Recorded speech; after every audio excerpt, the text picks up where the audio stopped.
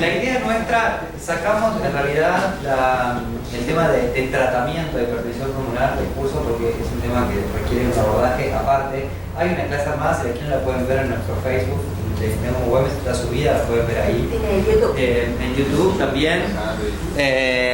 Así que si la quieren seguir la pueden ver ahí. Y en esta oportunidad, para este curso aquí en Mendoza, decidimos hablar de un tema que habitualmente no se habla, y la idea de revisarlo es porque en el nuevo simposio de hipertensión pulmonar este tema está justamente en revisión y es muy probable que las apneas obstructivas del sueño y la hipertensión pulmonar se reclasifiquen, y ahora les voy a contar por qué y se van a dar cuenta con el transcurso de la charla. Lo que ocurre, bueno, ya no anda el coso, arrancamos muy bien, ahí está. Las apneas del sueño, esto, bueno, ustedes lo saben simplemente a modo de recordatorio, es una enfermedad muy prevalente, es más frecuente en hombres, en la literatura es muy dispar la prevalencia de la enfermedad, pero ronda alrededor de un 30% en los varones. Las apneas del sueño generan episodios de obstrucción en la vía aérea que generan un aumento, y esta es la clave, un aumento del esfuerzo respiratorio con hipoxemia, hipercapnia que lleva a un microdespertar, una respuesta de hiperventilación, el paciente se vuelve a dormir, después hipoventila, se colapsa nuevamente la vía respiratoria y el ciclo se repite. Conclusión. Sí, porque no anda bien. Los episodios recurrentes de obstrucción de la vía aérea respiratoria generan entonces otra vez hipoxemia, hipercapnia con microdespertares. Los episodios recurrentes también llevan a persistencia del esfuerzo respiratorio, porque eso, insisto, esto es sobre lo que vamos a volver, y en última instancia se termina generando hiperactividad simpática, y esto, tanto la hipoxemia, la hipercapnia como la persistencia del esfuerzo respiratorio, son los responsables de los cambios hemodinámicos.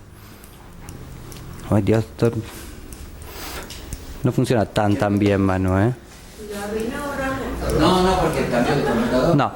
Hay tres diferentes, me voy a quedar para acá que casi de mujer. Hay tres diferentes escenarios. Un escenario es la hipertensión pulmonar asociada al SAOS, es decir, pertenece al grupo 3. Otro escenario diferente es la hipertensión pulmonar asociada a la hipoventilación alveolar, que también pertenece al grupo 3. Y un tercer escenario, que aquí es donde está el tema, es el SAOS como comorbilidad de hipertensión arterial pulmonar, que se acuerdan lo que era hipertensión del grupo 1. Esto es lo que ocurre en un paciente normal cuando duerme. En el estas barritas lo que significa son las presiones intraesofágicas medidas por un balón intraesofágico, las presiones intratorácicas. Fíjense que durante un episodio de apnea, este episodio de apnea dura aproximadamente 4 minutos, y el paciente llega a tener presiones intratorácicas que llegan hasta casi menos 80 milímetros de mercurio, es decir, sumamente profundas. Fíjense que la oxigenación va cayendo a medida que transcurre la apnea, y esto es un catéter dentro de la arteria pulmonar, es un catéter intraarterial que mide los cambios de presión en la arteria pulmonar.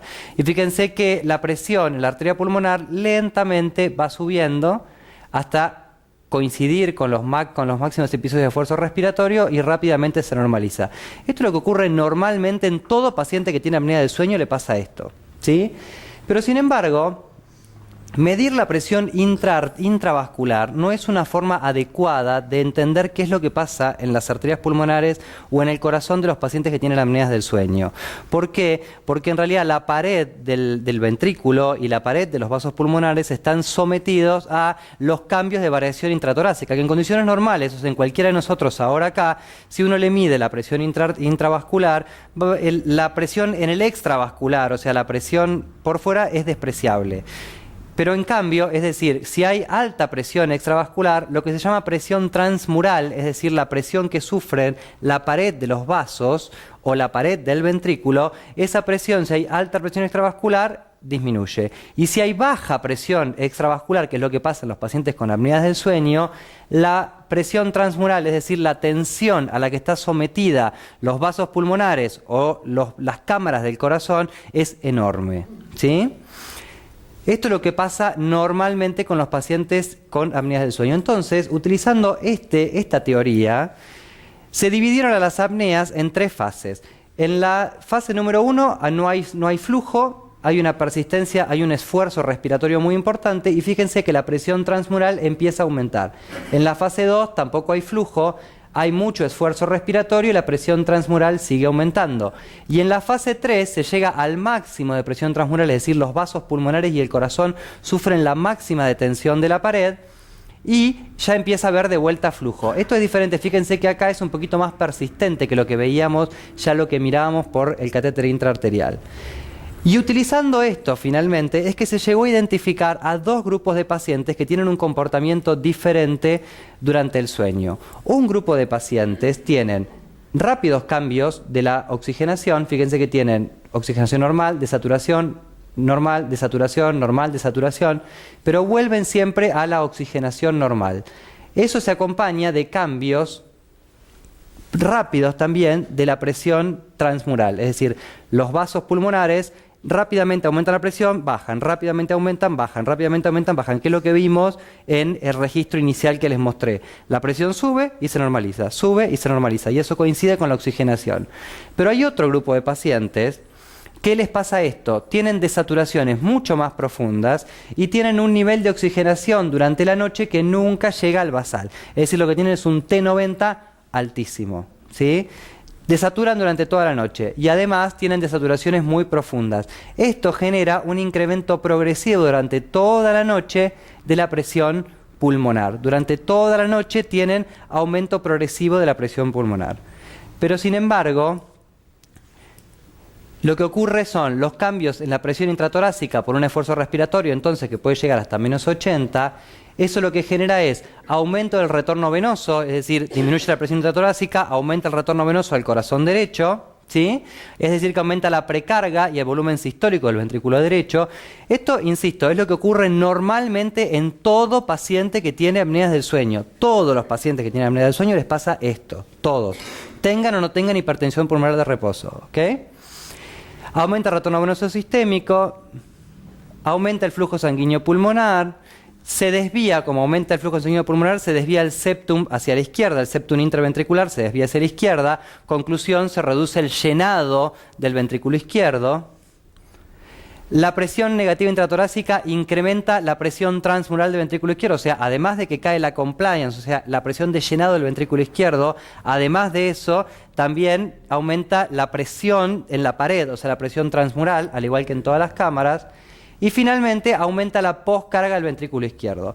Esto no hace falta ser muy hemodinamista para entender que a lo que va a llevar es a un aumento de la presión de oclusión de la arteria pulmonar, es decir, la presión enclavada, de la wedge, ¿sí? Es decir, hay una rémora circulatoria, es decir, hacia la circulación pulmonar. Es decir, que... qué incómodo que es este micrófono me molesta un montón. Es decir, que... No, es para la transmisión. Es decir, que... Es decir, que lo que ocurre hay dos grupos de pacientes. Hay cambios rápidos, que es lo que les mostré inicialmente, cambios rápidos que son cambios rápidos en la presión intratorácica, aumenta el retorno venoso sistémico y aumenta la poscarga del ventrículo izquierdo. Esto es lo que ocurre en el primer grupo de pacientes que tienen rápidos cambios de presión, o lo que ocurre es esto. Y esto lo que tiene en realidad es un componente postcapilar predominante. Es decir, en el primer grupo de pacientes, los cambios en la presión pulmonar no son de tipo precapilar, son de tipo postcapilar por estos mecanismos que les acabo de explicar. Distinto es el segundo grupo de pacientes que tiene cambios más lentos, que están vinculados con las desaturaciones, vinculados con la hipoxemia, están relacionados con la profundidad de la hipoxemia y genera incrementos progresivos de la presión arterial pulmonar media. ¿Ok? Ahora, acá es donde viene el quid de la cuestión. Hasta acá, qué mal que funciona esto, entendemos que todos los pacientes les pasa esto que acabo de explicar, pero no todos los pacientes que les pasa esto desarrollan hipertensión pulmonar en reposo. Es decir, son muy poquitos los pacientes que tienen apneas del sueño y que desarrollan hipertensión pulmonar. Ustedes tienen que tener pacientes con apnea del sueño, ¿y cuántos tienen hipertensión pulmonar? Realmente, ninguno. Pero todos sufren de estos cambios, ¿sí?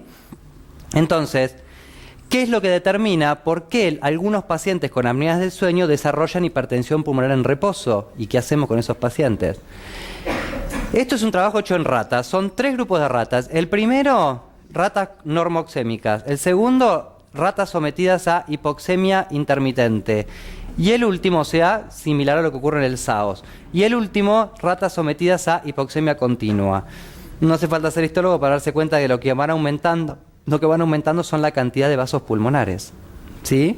Es decir, la hipoxia estimula en primer término la proliferación de la microvasculatura pulmonar y el remodelado de la microvasculatura pulmonar, ¿ok? Esto es algo que ya sabemos de base.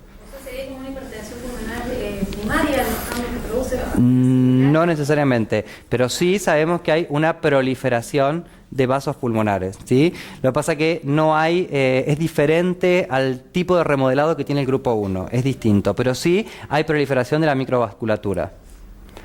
Lo que sí sabemos, y acá donde está más la cuestión, fíjense que este es un trabajo en el que sometieron a 2 grupos de pacientes el grupo 1 son pacientes que tienen hipertensión pulmonar en reposo, ¿sí? Y el grupo 2 son pacientes que no tienen hipertensión pulmonar, ambos con SAOS, ambos grupos de hipertensión pulmonar asociada al SAOS. Y lo que hicieron fue, fíjense que cuando los pacientes con hipertensión pulmonar y sin hipertensión pulmonar y apneas del sueño se los somete cada vez más a hipoxemia, fíjense que llega a una FIO de 11%, los pacientes con hipertensión pulmonar en reposo tienen mucha mayor reactividad a la hipoxia, ¿sí?, que los pacientes sin hipertensión pulmonar. Es decir, que al menos los pacientes que tienen hipertensión pulmonar lo tienen porque tienen mayor reactividad, vasorreactividad a la hipoxemia, mayor vasoconstricción hipóxica. Pero además, lo que hicieron en este mismo trabajo fue darles a los pacientes una concentración de FIO al 50%, es decir, anular el mecanismo hipóxico en una segunda fase del trabajo, los pusieron a todos con una FIO al 50%, es decir, le anularon el mecanismo hipóxico.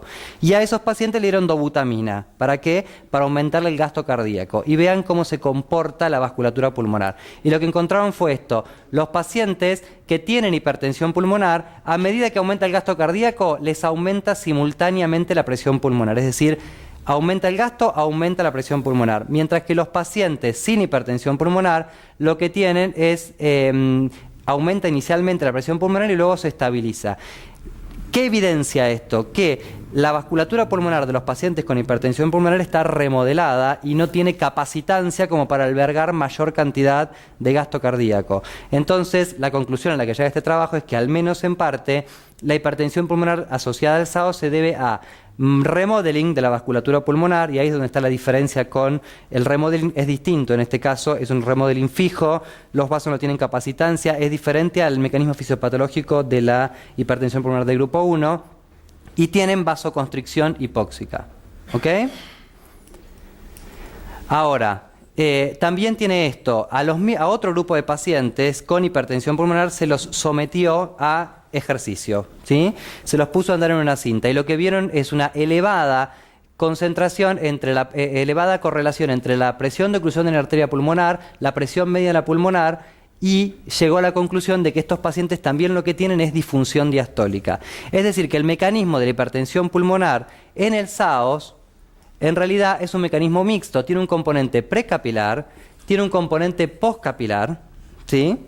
El componente postcapilar, por todo lo que ya vimos, el desvío del septum, la disminución de la compliance del ventrículo izquierdo, y un mecanismo precapilar que es la vasoconstricción hipóxica y también los cambios que sufre el ventrículo derecho, los cambios en las presiones de llenado. Pero todos estos cambios llevan a largo plazo a esto, a la disfunción endotelial, y eso también está demostrado también en ratas, a la disfunción endotelial. Hay mayor respuesta a la vasoconstricción, proliferación, remodelado y disminución de la apoptosis, que eso sí es similar a lo que pasa en el grupo 1 de hipertensión pulmonar. Como sea, hay puntos clave, y esto es lo que más allá del mecanismo, tienen que entender dos cosas. Uno, que no todos los pacientes con hipertensión pulmonar, todos los pacientes con SAO, si bien sufren todos estos cambios hemodinámicos, no todos van a desarrollar hipertensión pulmonar, de hecho la mayoría no lo hacen. La hipertensión pulmonar asociada al SAO siempre es leve. Es decir, que ustedes tienen un paciente con SAO, si tiene 40 de media en la pulmonar, no piensen que es por el SAO, porque eso no va a pasar. Por más SAO que tenga, no va a tener una hipertensión pulmonar severa. En el peor escenario va a tener una hipertensión pulmonar leve asociada al SAO, pero nunca severa. Y fundamentalmente es de tipo precapilar. Las comorbilidades respiratorias, obviamente la EPOC, por ejemplo, a la cabeza, empeora la posibilidad de hipertensión pulmonar. ¿Por qué? Porque genera más hipoxemia y las hipoxemias son más profundas. Entonces, la mayoría de los trabajos que estudiaron esto están contaminados por pacientes con EPOC o con alguna comorbilidad respiratoria. Entonces, eso hace que los pacientes tengan desaturaciones más profundas y, por lo tanto, mayor cantidad de hipertensión pulmonar. ¿Sí? Distinto es el escenario de la hipoventilación alveolar, que se vincula más frecuentemente con hipertensión pulmonar porque los pacientes con hipoventilación alveolar justamente tienen hipoventilación, hipoxemia persistente. ¿Sí? La prevalencia real, esto es incierta. Fíjense que de hecho la prevalencia, si tomamos, porque la definición de presión pulmonar es muy diferente en todos los trabajos que analizan prevalencia, pero si tomamos la presión arterial pulmonar media mayor a 25, la prevalencia real es del 7 al 10%, es decir, solamente 7 a 10% de todos los pacientes con SAOS desarrollan hipertensión pulmonar. Esto es a lo que llevó a las futuras guías, las que van a salir publicadas próximamente, a sacar el SAOS. La propuesta es sacar el SAOS como causa de hipertensión pulmonar de grupo 3, justamente basado en esto, que cuando hay hipertensión pulmonar es leve, ¿sí? Y además la prevalencia es incierta y probablemente no supera el 10%. Entonces, la propuesta, esto insisto, está en revisión, veremos que se termina publicando, pero la propuesta es sacar al SAOS como causa de hipertensión pulmonar de grupo 3, eliminando la necesidad dentro del estudio de hipertensión pulmonar de hacer, un estudio de sueño a los pacientes durante el estudio de hipertensión pulmonar. Sí, lo que sí sabemos es que los pacientes que desarrollan hipertensión pulmonar y tienen SAOS se mueren más, lo cual no es sorprendente, o sea, aumenta la mortalidad. El tratamiento en estos casos no es más que el CPAP. El CPAP genera discreto descenso de la presión pulmonar, no es grande lo que genera, pero como habitualmente la hipertensión pulmonar es leve, solo con el CPAP lo arreglamos. ¿Y por qué? Porque básicamente mejora las oscilaciones de la presión intratorácica, o sea, elimina el componente postcapilar, ¿sí? Mejora la hipoxemia nocturna porque elimina las desaturaciones y disminuye los efectos sobre el ventrículo izquierdo, que son los que en última instancia van a generar también la hipertensión arterial sistémica que padecen estos pacientes. Por eso el CPAP mejora eso, porque mejora toda esta hemodinamia. Al mejorar el componente postcapilar y al mejorar el llenado del ventrículo izquierdo, por eso el CPAP mejora la presión arterial, la hipertensión arterial que tienen estos pacientes durante el día. ¿Sí? Y este es un estudio, si quieren después pueden leerlo, bastante interesante, en el que pusieron a los pacientes con un falso CPAP y un CPAP verdadero y los cruzaron y vieron, primero usaron falso CPAP, después CPAP verdadero y el otro grupo a la inversa, arrancó con CPAP verdadero y falso CPAP y los fueron cruzando y ahí vieron que cuál era el efecto real del CPAP y efectivamente, lo cual no es sorprendente, el CPAP disminuye la presión media pulmonar. Ahora, palabras aparte del síndrome, obesidad, hipoventilación. Esto es otro escenario completamente diferente. Acá sí la hipertensión pulmonar juega un rol preponderante. Estos pacientes tienen hasta un 30% de los pacientes tienen hipertensión pulmonar severa, con una media pulmonar mayor a 40. Y hasta el 80% de los pacientes tiene al menos una presión pulmonar anormal. Es decir, acá el escenario es completamente diferente. Los pacientes con hipoventilación alveolar sí desarrollan hipertensión pulmonar y estos sí tienen hipertensión pulmonar severa. Estos son los que realmente son problemáticos. Ya, fíjense que en el año 1956 Bickelman describía este síndrome de Pickwick, que no es más que esto en realidad. Es obesidad mórbida, somnolencia, cianosis y cor pulmonale. O sea, es básicamente el paciente obeso con síndrome de obesidad y hipoventilación, que además desarrolló hipertensión pulmonar. Eso, el síndrome de Pickwick de 1956 es esto mismo.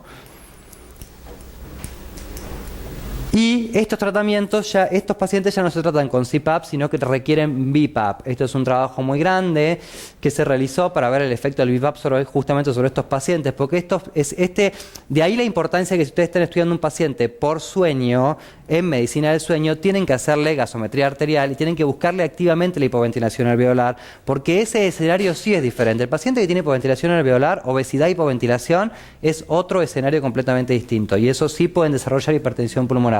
Requieren BiPAP. Y fíjense la mejoría, esta es la presión pulmonar media, tiene un descenso significativo, solo con BiPAP. La resistencia vascular pulmonar, la misma situación, el test de la caminata mejora francamente, solo mejoría significativa solo con el BiPAP. Esto es la capacidad de trabajo medida por el test de ejercicio y el nivel de NT-proBNP, que es un marcador biológico pronóstico de hipertensión pulmonar, claramente bajó. Entonces, el efecto es muy, muy significativo.